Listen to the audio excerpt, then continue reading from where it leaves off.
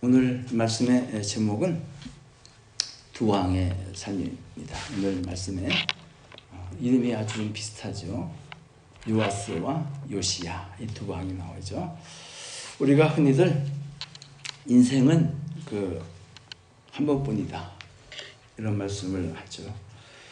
이 한 번뿐이다 이런 인생의 의미는 우리 인생에는 연습도 없고, 그리고 한 번 지나간 그 시간은 되돌릴 수 없다는, 그래서 후회 없는 삶을 살라는 그런 의미가 인생은 한 번뿐이다 그런 말씀이겠지요. 그러나 여러분도 느끼고 저도 느끼는 거지만 이 한 번뿐인 인생임에도 불구하고 학생들은 아직 못 깨달을 수도 있겠지만 내 뜻대로 내 마음대로 되는 것이 없다 하는 그런 생각을 뼈저리게 살면서 더욱 느껴집니다. 성경을 가만히 이렇게 묵상을 하고 또 성경을 읽으면 읽을수록 이 성경에는 크게 두 가지 큰 축이 있다는 것을 느끼게 됩니다. 하나는 하나님의 주권이고 하나는 인간의 자유의지입니다. 그래서 이 하나님의 이 주권과 우리 인간의 자유의지가 성경에 잘 나타나 있고, 이 성경에 전체적으로 요약한다면 하나님께서 이 주권으로 행사하실 때에 우리 사람이 이것에 어떻게 반응하는가 하는 그것이 이 성경의 전체적인 말씀이라고 해도 과언은 아니라고 생각됩니다. 그래서 하나님께서 이 주권을 어떻게 행사하시는가 하는 말씀에 대해서는 에베소서 1장 11절에는 모든 일을 그의 뜻의 결정대로 일하시는 계획을 따라 이렇게 말씀합니다. 모든 일을 하나님의 뜻대로 결정하시고 그 계획을 따라 일하신다 하는 것이죠. 이 모든 일 가운데에는 정말 우리가 이 세상에 태어나고 죽고 또 교회를 세우시고 한 이 모든 것들이 이것 가운데 포함되어져 있습니다.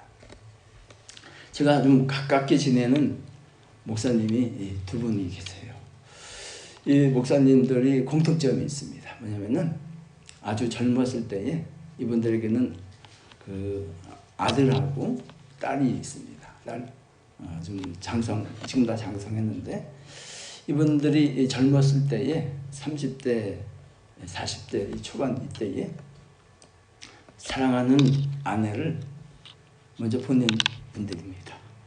그것도 암으로 먼저 보내셨어요. 그래서 이분들의 말씀을 들으면은 처음에 들을 때는 눈물 없이는 들을 수 없는 그런 삶을 살았어요. 사모님이 한 번은 목사가 된 다음에 목회를 하실 때 하나님이 사모님을 데려가셨고, 다른 한 번은 목사가 되기 이전에 세상에서 이제 직장 생활을 할 때에 같은 직장 생활을 하는 그 사모님을 만나서 결혼도 하고 직장도 하고 다니고 아주 단란한 가정을 꾸리고 살았는데 그만 암이 걸리셔서 젊은 나이에 그 사모님을, 그때는 사모님이 아니었지만은 먼저 보냈습니다. 그리고는 이 목사가 된 다음에 사모님을 보내신 이 목사님의 그 간증을 가끔 이렇게 들으면요, 지금도 이분이 하시는 말씀은 하나님의 뜻은 알 수 없다는 거예요. 우리가 이성적으로 생각을 해봐도 목사님이 이제 교회를 개척하고 얼마 되지 않아서 목회를 하고 있고, 또 그 사모님은 성악을 전공하셔서 아주 교회를 음악으로도 잘 인도하시고 그런 분이었는데 하나님이 데려가시는 건 이건 맞습니까? 안 맞습니까? 우리가 생각하기에는 맞지 않죠. 그러니까 이분 말씀은 도저히 이해할 수가 없다는 거예요. 하나님의 섭리와 하나님의 주권과 하나님의 일하심을. 또 다른 한 번 같은 경우에는 우리가 이제 이 목사가 될 때에 아주 힘든 시험을 치죠. 그리고는 좀 규모가 있는 교회에서 노회가 열리면은 앞에 목사님들이 다 이렇게 앉아 있고 앞에 나와서 이제 질문을 받는 시간을 갖죠. 그러면서 이제 이분이 이렇게 질문을 받는데 당신께서 역사하신 하나님의 섭리는 어떤 것이냐? 당신의 삶 가운데 역사하신 하나님의 섭리는 어떤 것이냐? 하는 질문을 받았습니다. 그랬더니 이제 목사가 되려고 하시는 이분, 지금 목사님이시지만은 그 질문을 받자마자 아주 펑펑 우시는 거예요. 도저히 이해할 수 없다는 것이죠. 하나님께서 왜 그토록 사랑하는 그 아내를 그 30대 젊은 나이에 데려가셨는가? 그거 이해할 수 없다는 것이죠. 그래서 우리는 하나님의 주권과 하나님의 섭리를 우리가 조금은 안다고 하지만은 알 수가 없습니다. 절대 알 수가 없어요. 다 이해할 수가 없습니다.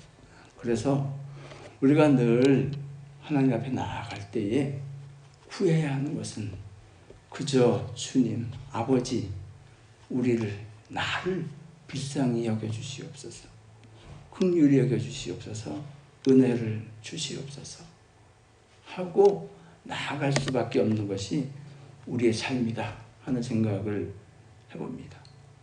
그래서 아까 말씀드린 대로 이 하나님의 절대 주권과 우리 사람의 자유의지가 어떻게 반응하는가 하는 것이 성경에 기록되어져 있고, 우리의 삶 또한 이 하나님의 주권과 우리 사람의 자유의지가 어떻게 반응해서 나오는 결과가 우리의 삶의 결과다 하는 것이죠. 사실 하나님께서 이 세상을 창조하실 때에 유일하게 하나님의 형상을 따라 창조한 피조물이 우리 사람입니다. 그렇기 때문에 하나님께서 하나님의 형상을 따라 창조하셨다는 그 의미는 우리들의 바깥 모습이 그렇다는 것이 아니라 하나님의 성품, 속성이 우리 가운데 부어진 바 되었다는 것이죠. 그러니까 하나님께서는 하나님의 주권, 모든 것을 그의 뜻대로 결정하시고 일하시는 하나님의 이 주권이 사실은 우리 사람에게도 사람의 주권이 있는 것이죠. 이 주권을 달리 표현하자면 인간의 자유의지다 하는 말로 우리가 말씀을 할 수가 있습니다. 그래서 정말 변화받은 하나님의 사람은 이 자유의지를 어떻게 행사하는가 하는 것이죠. 이 따져보면요, 이 자유의지 자체도 하나님께서 주신 것이기 때문에 이 하나님의 뜻 안에서, 주권 안에서 행사가 되어지면은 그 자유의지가 행사된 결과가 가장 아름답습니다. 그리고 그것이 하나님께도 영광이 되어지고 그 본인에게도 덕이 됩니다. 그래서 고린도후서 10장에 있는 말씀을 한번 같이 읽겠습니다. 시작. 우리가 육신으로 행하나 육신을 따라 싸우지 아니하노니 우리가 싸우는 무기는 육신에 속한 것이 아니요 오직 어떠한 견고한 진도 무너뜨리는 하나님의 능력이라. 모든 이론을 무너뜨리며 하나님을 아는 것에 대하여 높아진 것을 다 무너뜨리고 모든 생각을 사로잡아 그리스도에게 복종하게 하니. 우리가 육신을 가지고 이 땅에 살지만은 이 하나님을 믿고 생명의 구주로 예수 그리스도를 영접한 사람은 속사람이 변화돼서 우리 육신에 따라 싸우지 않고 하나님께서 주신 힘과 능력으로 이 땅을 걸어가고 살아간다. 그래서 예수 그리스도에 대하여 높아진 모든 생각을 그에게 복종시킨다. 이 자유의지를 이러할 때에 그 사람에게도 덕이 되어지고 또 하나님께서도 그 삶을 통해서 영광을 받으신다 하는 말씀입니다. 그래서 오늘 나누는 말씀에는 두 왕이 나오죠. 이 두 왕, 요아스와 요시야입니다. 이 두 왕은 공통점도 있고 다른 점이 있어요. 공통점은 뭐냐면은 하나님께서 이 두 왕에게 은혜를 많이 베푸셨다는 거예요. 하나님께서 긍휼히 여겨주시고 불쌍히 여겨주셔서 이 두 왕에게 은혜를 베풀어 주셨어요. 근데 이 은혜에 반응하는 모습이 달라요. 그를 통해서 그들의 삶이 어떻게 결정되어지는가, 그들의 삶의 과정이 어떠한가 하는 것을 오늘 이 말씀을 통해서 하나님께서는 말씀하고 계십니다. 먼저 이 두 사람, 이 두 왕이죠. 요아스와 요시야 어떻게 왕이 되는가 먼저 살펴보면은 왕이 될 때에 공통점이 있습니다. 이 요아스는 7살 때 왕이 되고요. 요시야는 8살 때 왕이 됩니다. 7살, 8살 이 어린아이가 뭘 안다고 왕이 되겠어요? 그렇지 않습니까? 이분들이 왕이 되는 과정을 말씀을 통해서 한번 먼저 보겠습니다. 열왕기하 9장 27절 말씀 읽어주세요. 시작. 유다의 왕 아하시야가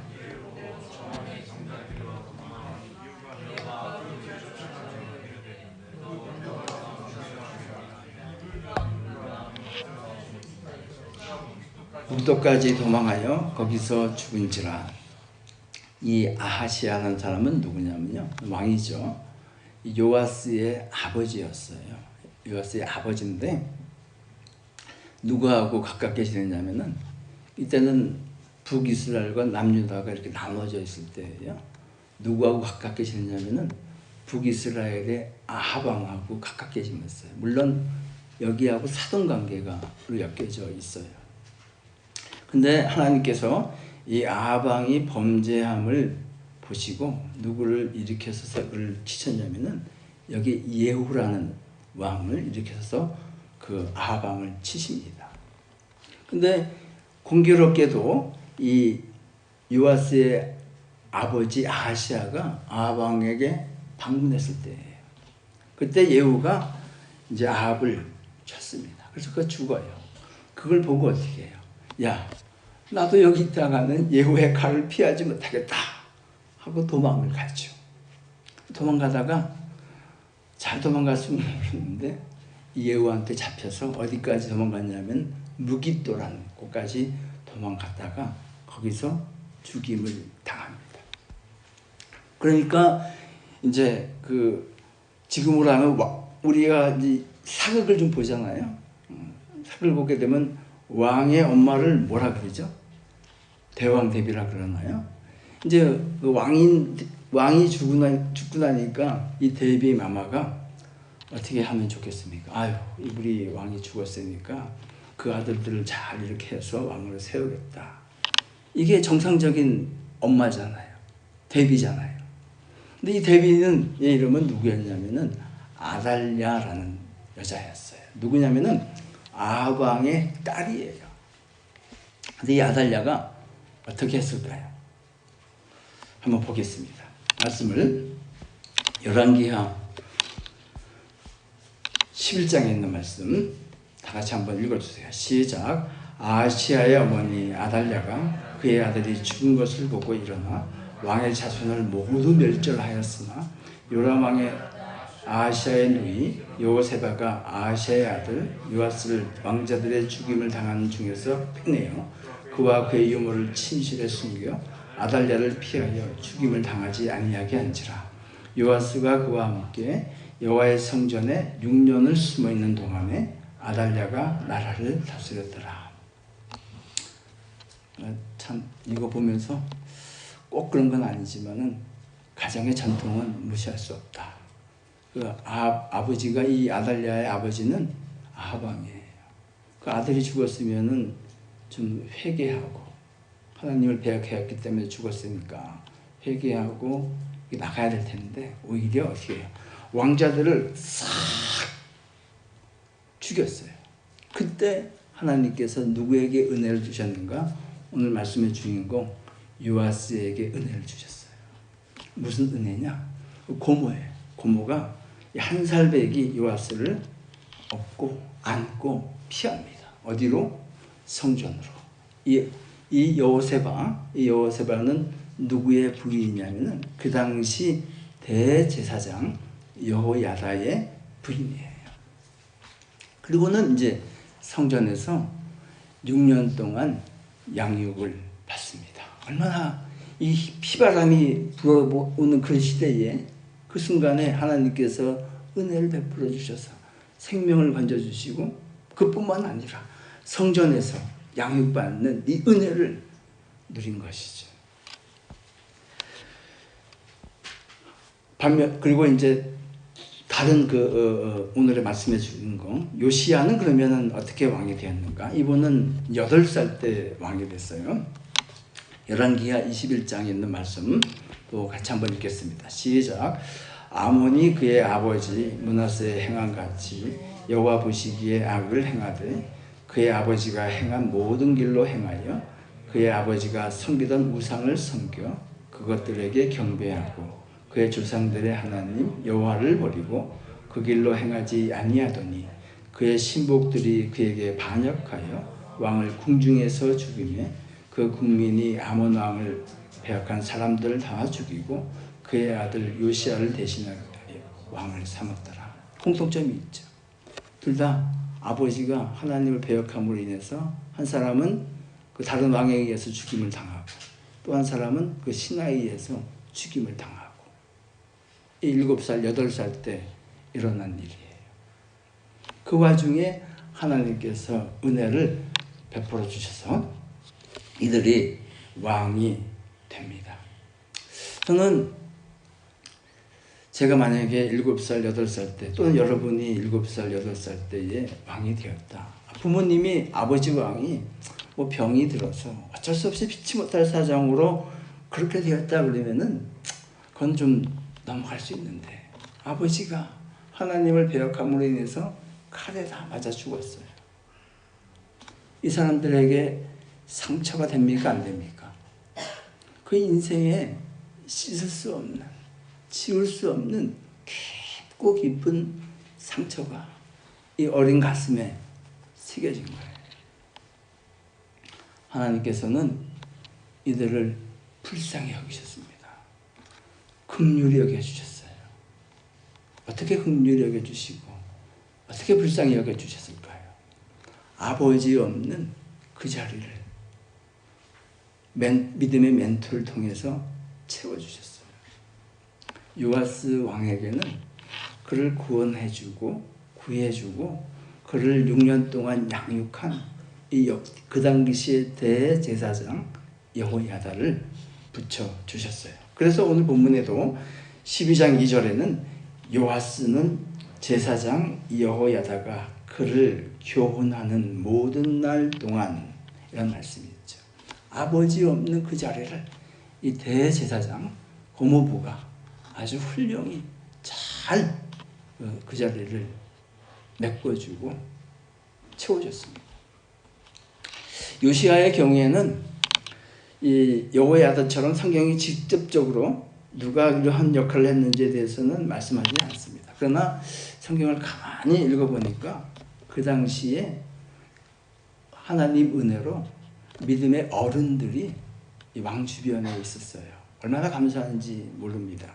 그것 말씀에 대해서 열왕기하 22장 14절 말씀을 한번 읽어주세요. 시작. 이에 제사장 hil기야와 또 아히감과 악불과 사방과 아사야가 여선지 훌라에게로 나아가니 그는 하라스의 손자 디과의 아들로서 예복을 주관하는 살롬의 아내라. 예루살렘의 둘째 구역에 거주하였더라. 그들이 그와 더불어 말하며 여기서 여러 사람의 이름이 거명이 되죠. 특별히 이 요시야에게 믿음의 멘토, 그걸 아버지 역할을 대신해 준 사람은 누구냐? 역시 제사장 hil기야하고 그리고 여선지자 훌다였습니다. 이를 통해서 하나님께서는 이 상처받은 이 어린 영혼을 이 어린 이 왕들을 위로하여 주시고 그 상처를 싸매어 주셨습니다. 동일하게 하나님께서는 우리 삶 가운데에도 우리가 받은 상처를 하나님의 사람들을 통해서 위로하여 주시고 또 싸매어 주시고 치유하여 주시는 것을 저라고도 경험하고 여러분도 삶 가운데에서 경험할 줄로 믿습니다. 이게 사람들이 은혜를 받으면요 뭐합니까? 여러분은 은혜 받으면은 어떤 일을 하십니까? 특별히 이 구약 성경에서는 사람이 은혜를 받잖아요. 그럼 뭘 생각하죠? 은혜를 주신 하나님을 생각합니다. 특별히 하나님의 임재가 있는 성전을 생각해요. 다윗도 예외가 아니죠. 다윗이 하나님께 은혜를 받았을 때에 그건 뭐라고 얘기합니까? 나는 이렇게 좋은 왕궁에서 지내고 있는데 하나님의 임재를 상징하는 이 언약궤는 법궤는 여전히 이동식 천막 텐트에 있구나 하고 이 하나님의 성전을 생각하고 성전을 지으려는 마음이 다윗에게 든 것이죠. 동일하게 이 요아스와 요시야에게도 똑같은 마음이 일어납니다. 이거는요 은혜 받았을 때 나타나는 자연적인 현상이에요. 그 말씀을 한번 볼게요. 열왕기하 12장 있는 말씀 또 읽겠습니다. 시작. 요아스가 제사장들에게 이르되 여호와의 성전에 거룩하게 하여 드리는 모든 은 곧 사람이 통용하는 은이나 각 사람의 몸값으로 드리는 은이나 자원하여 여호와의 성전에 드리는 모든 은을 제사장들이 각각 아는 자에게 받아들여 성전의 어느 곳에든지 파손된 것을 보거든 그것으로 수리하라 하였으나 이르도록 제사장들이 성전의 파손한 데를 수리하지 아니했는지라. 요아스가 보니까 하나님이 계신 성전에 이 파손되어지고 허물어진 것이 너무 많았어요. 그래서 그 들어온 여러 가지로 들어온 이 헌금을 제사장들에게 주었습니다. 그러면은 이 제사장들이 이 왕의 명령을 받아서 성전을 빨리 수리했으면 좋은데 어떻게 했을까요? 미적거렸어요. 그 다음 말씀을 또 한번 읽겠습니다. 7절 다 같이 읽어주세요. 시작. 요아스는 왕이 대제사장 여호야다와 제사장들을 불러 이르되 너희가 어찌하여 성전의 파손한 데를 수리하지 아니하였느냐? 이제부터는 너희가 아는 사람에게서 은을 받지 말고 그들이 성전의 파손한 데를 위하여 드리게 하라. 그 자신의 멘토 고모부 대제사장 여호와를 불러서 질책하고 꾸중하는 모습이 여기 나오죠. 저는 이 모습을 보면서 얼마나 감사했는지 모르겠습니다. 제가 여호와에 대한 입장에 되어서 한번 생각을 해봤어요. 야, 저 피부치 그 죽어가는 그 순간에 내가 우리 와이프가 아내가 구원해가지고 내가 지금까지 6년 동안 성전에서 기르고 왕으로 옹립하였는데 야 정말 내가 기른 보람이 있고 고생한 보람이 있구나. 하나님의 성전을 이렇게 생각하는 왕이 되었으니까 내가 비록 꾸중을 듣는다 할지라도 꾸중 듣는 마음이 좋았겠어요? 나빴겠어요? 꾸중을 듣지만은 왕이 이렇게 하나님을 생각하는 훌륭한 왕으로 성장된 것을 보면서 참 기분이 좋았겠다 하는 생각을 했습니다. 반면에 그러면 요시야는 어떻게 했을까요? 요시야에게도 똑같은 마음이 일어납니다. 열왕기하 22장 있는 말씀을 읽겠습니다. 시작. 너는 대제사장 hil기야에게 올라가서 백성이 여호와의 성전에 드린 은 곧 문 지킨 자가 수납한 은을 계산하여 여호와의 성전을 맡은 감독자의 손에 넘겨 그들이 여호와의 성전에 있는 작업자에게 주어 성전에 부서진 것을 수리하게 하되 곧 목수와 건축자와 미장이에게 주게 하고 또 제목과 다듬은 돌로 사서 그 성전을 수리하게 하라. 똑같죠. 요아스나 요시야나. 이 모습을 보면서 제가 예전에 이 중고등학교 때에 수양에 가서 아주 은혜를 받고요. 그리고 내려오니까 뭐만 했냐면 한 일주일 동안 성경만 읽었어요. 그리고는 또 뭘 했냐면 교회 가고 싶은 거예요. 그래서 교회 가서 누가 시키지 않아도 교회 청소하고 쓸고 닦고 했던 기억이 있습니다. 이게 은혜 받으면은 하나님이 계신 곳을 사모하게 되어 있고, 그것이 허물어진 것을 보게 되면은 그것에 대한 마음이 아픈 마음, 고치고 싶은 마음, 섬기고 싶은 마음이 자연 발생적으로 일어나는 것이죠. 이것이 은혜 받은 사람들의 모습입니다. 여기까지는 요아스하고 요시야하고 똑같아요. 너무 좋죠? 그러면 이들의 삶이 하나님 앞에 서는 그날까지 이 삶이 이렇게 은혜 받은 모습 그대로 이어갔으면 너무 좋았는데, 이 이후부터 이들의 삶은 갈립니다. 갈려요. 자, 질문을 하나 드리겠습니다. 그러면 이 요아스하고 요시야가 하나님의 무너진 성전을 보고 마음이 아파서 수리했어요. 그러면 성전을 수리하는 이유가 뭡니까? 왜 수리하죠? 보기 좋으라고 수리합니까? 남에게 자랑하려고 성전 수리하는 거예요. 그건 아니죠. 성전을 수리하는 본질적인 이유는 그 성전에 하나님의 임재가 있고, 그 하나님의 임재가 계신 그곳에 나아가서 예배하기 위함입니다. 제사 드리기 위함이 아니겠어요? 이것이 성전을 세우고 수리하는 본질적인 이유인 것이죠. 근데 이 두 왕, 요아스와 요시야의 근본적인 차이는 어디서 발생하냐면은, 요아스에게는 여기까지, 이 사람에겐 예배가 없었어요. 반면에 요시야에게는 성경의 말씀에 의하면은 이와 같이 유월절을 드린 경우가 없었다 할 정도로 하나님께 진정과 신령으로 예배드리는 모습이 나옵니다. 먼저 요아스의 삶에 대해서 한번 말씀을 보겠습니다. 역대하 24장에 있는 말씀 또 읽어주세요. 시작. 여호야다가 죽은 후에 유다 방백들이 와서 왕에게 절하매 왕이 그들의 말을 듣고 그의 조상들의 하나님 여호와의 전을 버리고 아사라의 목상과 우상을 섬겼으므로 그 죄로 말미암아 진노가 유다와 예루살렘에 임하니라.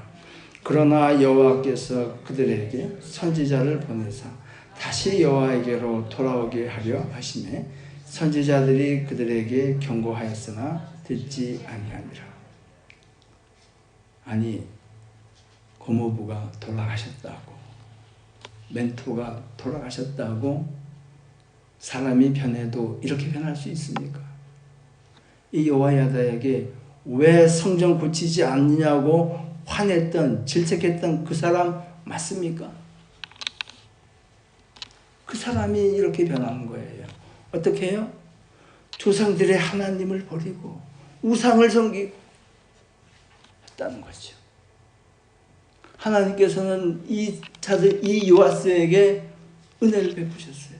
그래서 선지자들을 계속 보내셨어요. 그러지 말라. 돌아오라고.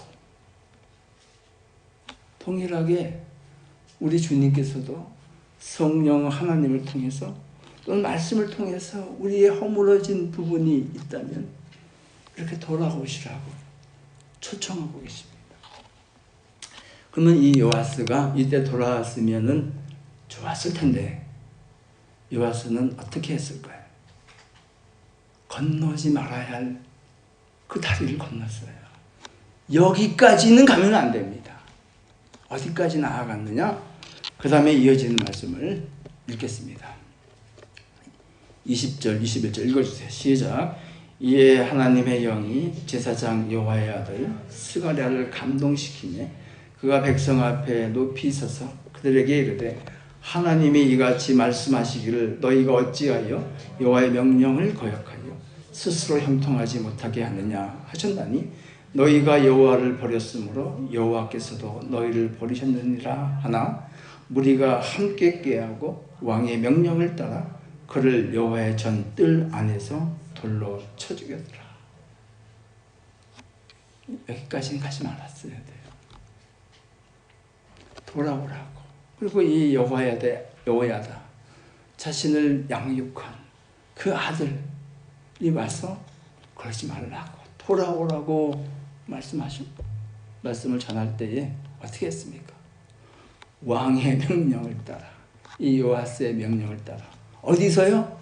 성전 뜰 안에서 돌로 쳐 죽였다 하는 것이죠. 사람이요 변하면 이렇게 됩니다. 근데 유액이 조금 이타하고 그러면 요시야는 어떻게 했을까? 같이 성전을 수리한 요시야까지 얘기하고 그 다음 말씀을 또 나누겠습니다. 열왕기하 23장에 있는 말씀 읽어주세요. 시작. 왕이 뭇백성에게 명령하여 이르되 이 언약책에 기록된 대로 너희의 하나님 여호와를 위하여 유월절을 지키라 하며 사사가 이스라엘을 다스리던 시대부터 이스라엘 여러 왕의 시대와 유다 여러 왕의 시대에 이렇게 유월절을 지킨 일이 없었더니 요시야와 같이 마음을 다하며 뜻을 다하며 힘을 다하여 모세의 모든 율법을 따라 여호와께로 돌이킨 왕은 요시야 전에도 없었고 후에도 그와 같은 자가 없었더라. 그들은 삶의 많은 부분이 같았습니다. 어린 나이에 왕이 된 것이나 하나님께서 긍휼을 베풀어 주셔서 믿음의 멘토를 하나님의 사람들을 보내주셔서 그 상처를 싸매어 주신 것이나 그리고 그들이 은혜를 받아서 하나님의 성전이 허물어지는 것을 보고 수리한 것이나 여기까지는 같아요. 그 이유가 다른 것이죠. 왜 달랐을까? 왜 달랐을까? 요아스는 믿음의 멘토인 여호야다가 죽자마자 하나님을 배역하는 길로 갔고 선지자를 쳐 죽였고 반면에 이 요시야는 이런 예배를 드린 일이 없었다 할 정도로 진정과 신령으로 하나님께 예배드리고 하나님의 말씀을 지킨 사람이 되었고 이게 왜 이런 차이가 납니까? 결정적으로는 우리가 해석은 예배가 있냐 없냐 차이 아니겠어요? 그 예배가 있냐 없냐는 무엇으로 결정납니까? 하나님과의 관계가 친밀한 교제가 있느냐 없느냐. 요아스는 멘토, 여호야다가 살아있을 동안에는 하나님을 섬긴 것처럼 보였어요. 그러나 그가 없어진 다음에는 하나님을 떠났어요. 그러니까 그의 믿음은 자신의 것이 아니라는 것이죠. 그리고 그의 믿음은 하나님과의 1대1의 관계 속에서 있는 믿음이 아니었다는 거예요. 그러니까 흔들리는 거예요. 상황이 좋으면 하나님 믿는 것처럼 보이고 상황이 나쁘면 하나님 안 믿는 것처럼 보이고 이런 사람의 특징은 뭐겠습니까? 예배가 없어요. 예배가 있다 하더라도 그저 형식적인 드린 예배. 이런 사람들의 특징은 뭡니까? 기도의 자리가 없어요. 그저 밥 먹을 때 드리는 식기도 정도뿐일 겁니다. 이런 사람들의 특징은 뭐예요? 말씀을 사모하는 마음이 없어요. 하나님께서는 예배와 기도와 말씀을 통해서 그들을 만나주시고 은혜를 부어주시고 관계가 더욱더 깊어지는 것이죠. 이 요아스에게는 하나님과의 이렇게 형성된 1대1의 관계가 없었기 때문에 이런 길로 갈 수밖에 없었다 하는 것이죠. 그러나 반면에 요시야는 어떻습니까? 마음을 다하여 뜻을 다하여 하나님의 모든 말씀을 따라 지키고 예배하였다 하는 말씀입니다. 저는 지금 현대를 사는 이 시대에도 수많은 요아스와 요시야가 존재한다고 생각합니다. 꼭 우리 교회뿐만 아니라 예수를 믿는 사람들 가운데에도 믿는다고 말씀하는 사람들 가운데에도 예배드린 사람들 가운데에도 요아스와 요시야가 섞여 섞여 있다고 생각합니다. 우리는 요아스가 되면 안 되고 요시야가 되어야겠죠. 요시야가 되는 것은 나의 믿음, 하나님과의 나와의 관계가 어떻게 형성되어져 있는가로 결정이 나는 것이죠. 이 사람들의 마지막은요, 처음은 비슷했지만 마지막은 아주 큰 차이를 보입니다. 인생의 마지막에 큰 차이가 있다는 것은 그 인생의 마지막 이후에 새로운 세상, 새로운 삶에 차이가 있다는 말과 같은 말입니다. 요아스와 요시야가 그 인생의 마지막을 어떻게 맞아들이는가, 어떻게 끝나는가 하는 말씀을 나누고 말씀을 정리하고자 합니다. 먼저 요아스, 하나님을 떠난 이 요아스의 마지막이 어떠한지 성경을 한번 보겠습니다. 역대하 24장 24절 25절 읽어주세요. 시작. 아람 군대가 적은 무리로 왔으나 여호와께서 심히 큰 군대를 그들의 손에 넘기셨으니 이는 유다 사람들이 그들의 조상들의 하나님 여호와를 버렸습니다. 이와 같이 아람 사람들이 요아스를 징벌하였더라. 요아스가 크게 불쌍하며 적군이 그를 버리고 간 후에 그의 신하들이 제사장 여호와의 아들들의 피로 말미암아 반역하여 그를 침상에서 쳐 죽인지라. 다윗성에 장사하였으나 왕들의 묘실에는 장사하지 아니하였더라. 적이 적은 무리로 왔대요. 그리고 나는 큰 군대예요. 이성적으로 싸워도 내가 이겨야 되는데 적이 이긴대요. 왜요? 하나님이 함께하지 않으시기 때문에 그런 것이죠. 그리고 요아스를 징벌합니다. 그래도 한 나라의 왕이 전쟁터에서 부상을 입었습니다. 상처를 입었어요. 그러면은 어떻게 합니까? 우리도 옆에 있는 사람들이 힘들고 어려우면은 가서 싸매어주고 문병하고 그런 건 아니겠어요. 근데 이 요아스 왕이 나라를 위해서 싸우다가 부상을 당했는데 사람들이 어떻게 해요? 그를 침상에서 쳐 죽였다. 이 하나님이 사람들의 마음을 움직이신 것이죠. 그리고 이 사람, 이 요아스가 왕이기 때문에 왕의 모역에 묻혀야 하는데 거기에 묻지 않았다 하는 말은 이 신분이, 우리는 거룩한 이 하나님의 왕 같은 제사장 아니겠습니까? 이 묻힐 때 신분이 왕이 아니다 한 이 말씀을 말씀하는 것이죠. 이렇게 이 요아스의 삶은 끝이 납니다. 그러면 요시야는 어떻게 되었을까요? 요시야도 전쟁터에서 죽는 것은 한 가지예요. 이것에 대해서는 한 번의 설교를 더 해야 요시야가 왜 전쟁터에서 죽었냐를 설명할 수 있지만은 오늘은 그 말씀은 시간상 나누지 않겠습니다. 그 요시야는 어떻게 죽었는가? 역대하 34장에 있는 말씀, 35장에 있는 말씀 읽겠습니다. 시작. 활 쏘는 자가 요시야 왕을 쏜지라. 왕이 그의 신하들에게 이르되 내가 중상을 입었으니 나를 도와 가게 하라. 그의 부하들이 그를 병거에서 내리게 하고 그의 버금 병거에 태워 예루살렘에 이른 후에 그가 죽으니 그의 조상들의 묘실에 장사되니라. 온 유다와 예루살렘 요시야를 슬퍼하고 에레미야는 그를 위하여 애가를 지었으며 모든 노래하는 남자들과 여자들이 요시야를 슬피 노래하니 이스라엘의 규례가 되어 오늘까지 이르렀으며 그 가사는 애가 중에 기록되니라. 요아스하고 너무 차이 나죠?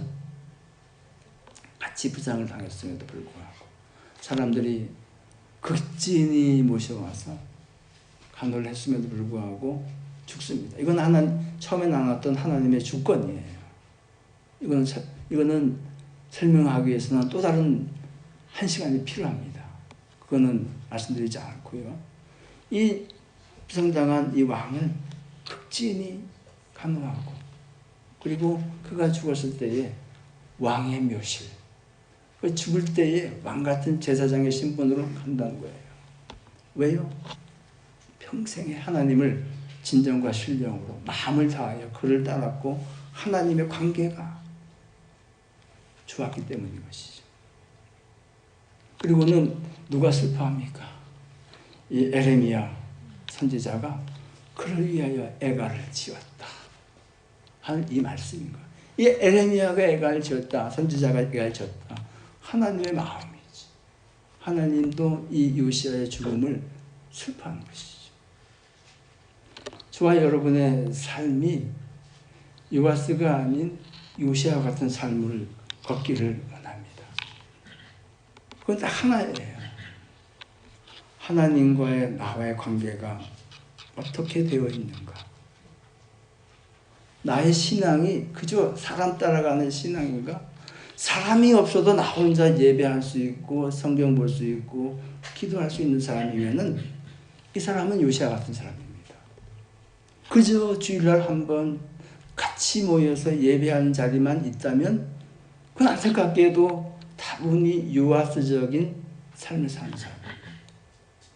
우리는 누구입니까? 하나님을, 예수 그리스도를 하나님을 아버지라고 얘기하고 예수님께서 나를 위하여 죽으셨다고 그 은혜를 고백하는 사람. 그 은혜에 우리가 어떻게 반응해야겠습니까? 마지막으로 이 요시아와 같은 삶을 살아간 사람이 있었습니다. 그 사람이 인생의 마지막에 어떠한 고백을 했는가 하는 성경 말씀 한 구절을 읽고 말씀을 마치겠습니다. 디모데후서 4장 7절 8절 다 같이 읽어주세요. 시작.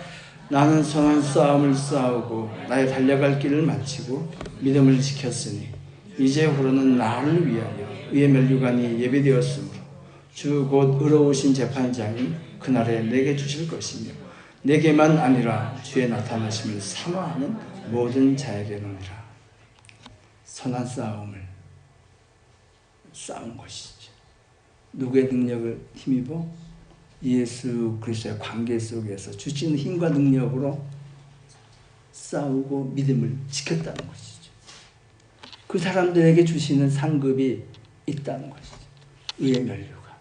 이거 나만 받는 게 아니고 예수 그리스도를 사모하는 모든 사람들에게. 이 사모한다는 말이 뭐예요? 깊은 관계를 말씀하는 것이죠. 저와 여러분 가운데에 정말 우리 생명의 구주가 되시는, 우리 교회의 머리가 되시는 주님과 깊고 깊은 관계 속에 들어가기를 예수님 높으신 이름으로 간절히 축복합니다. 이 시간에 주신 말씀을 기억하시면서 한번 주님과 나와의 관계를 한번 묵상해 보시기 바랍니다. 나는 요아스 같은 관계를 맺고 있는가? 아니면 요시아와 같은 관계를 맺고 있는가?